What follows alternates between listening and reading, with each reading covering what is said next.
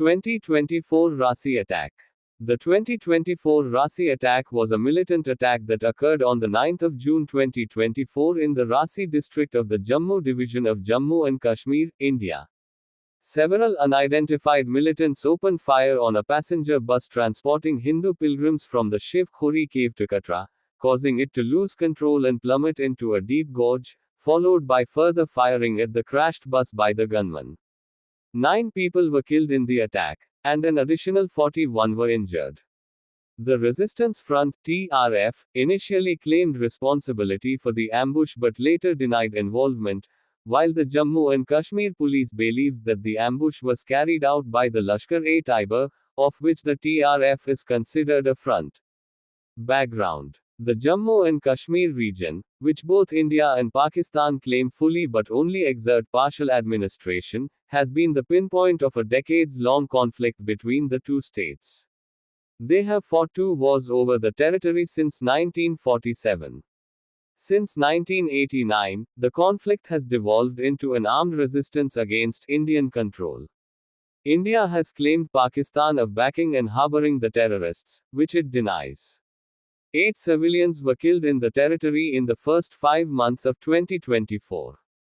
Terrorist attacks in the Poonch and Rajouri districts of Jammu division have risen over the past 4 years, with mainly security forces being targeted. Attack.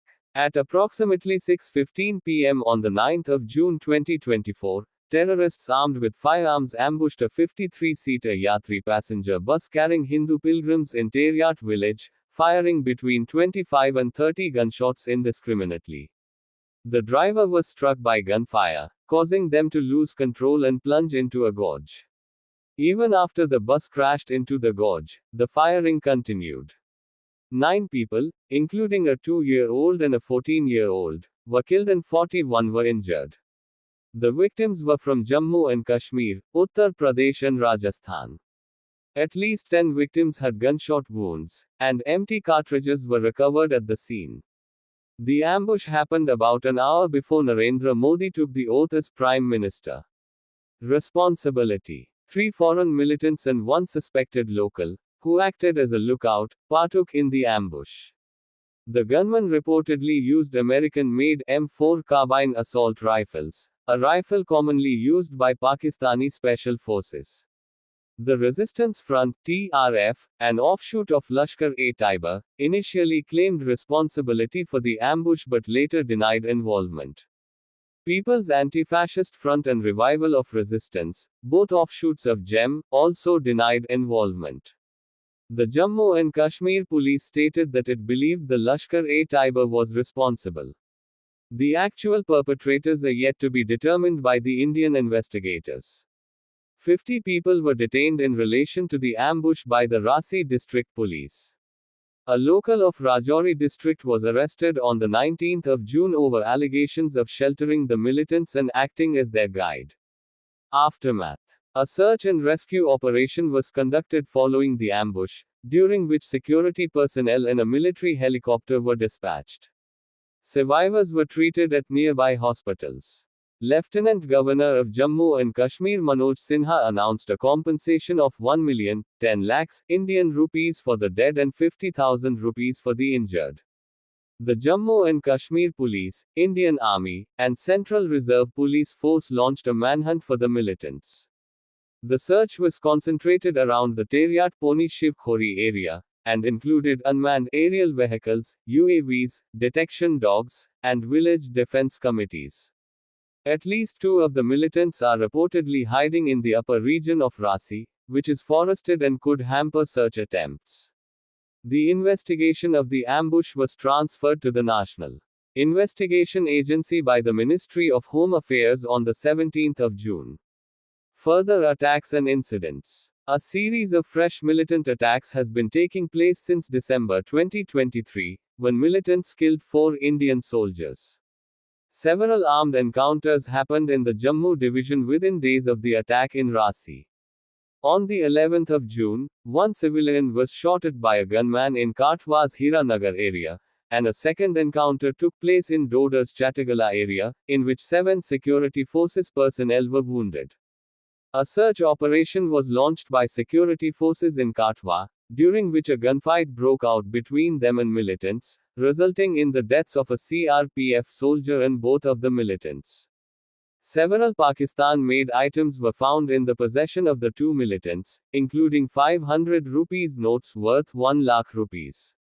They also possessed Pakistan-made chocolates, dry channa, stale chapatis, medicines, painkiller injections, 2 packs of A4 battery cells, and 1 handset with an antenna and 2 wires hanging from it. According to the police in Katwa, the militants had 1 M4 carbine and 1 AK-47 rifle. Another encounter ensued on the 12th of June in Doda's Gando area, in which 1 policeman was injured. On the 6th of July, 6 militants were killed by security forces in twin gunfights in Kulgam district.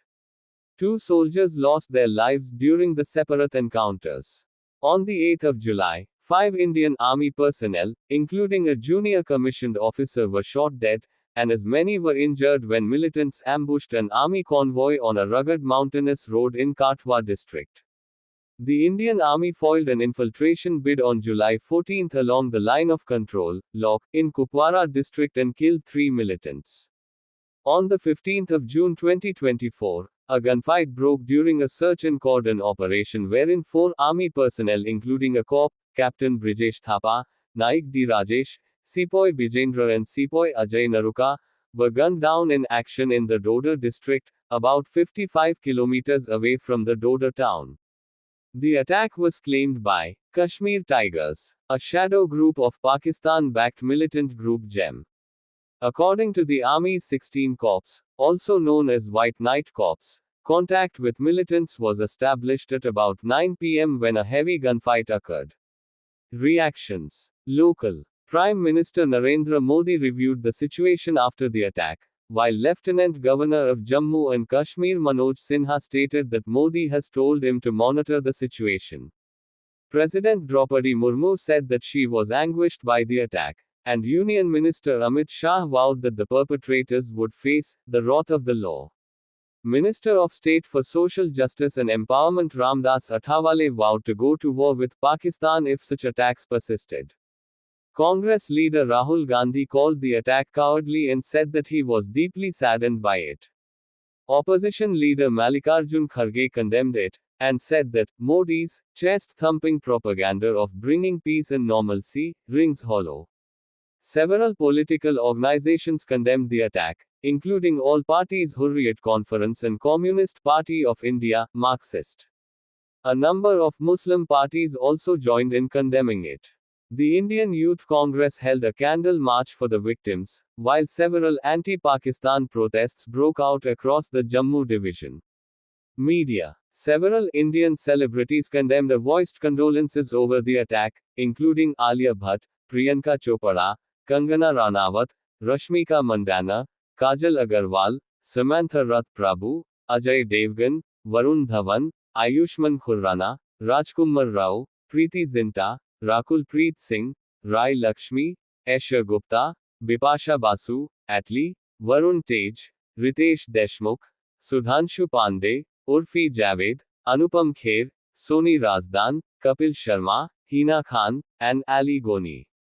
Pakistani reaction. Pakistani cricketer Hassan Ali and his wife Samia condemned the militant ambush by posting a story on Instagram with an AI-generated image, with added text saying, "All eyes on Vaishno Devi attack." The post went viral and social media reactions to Ali's post were mixed, winning loads of praises from Indians and receiving negative reactions from Pakistanis.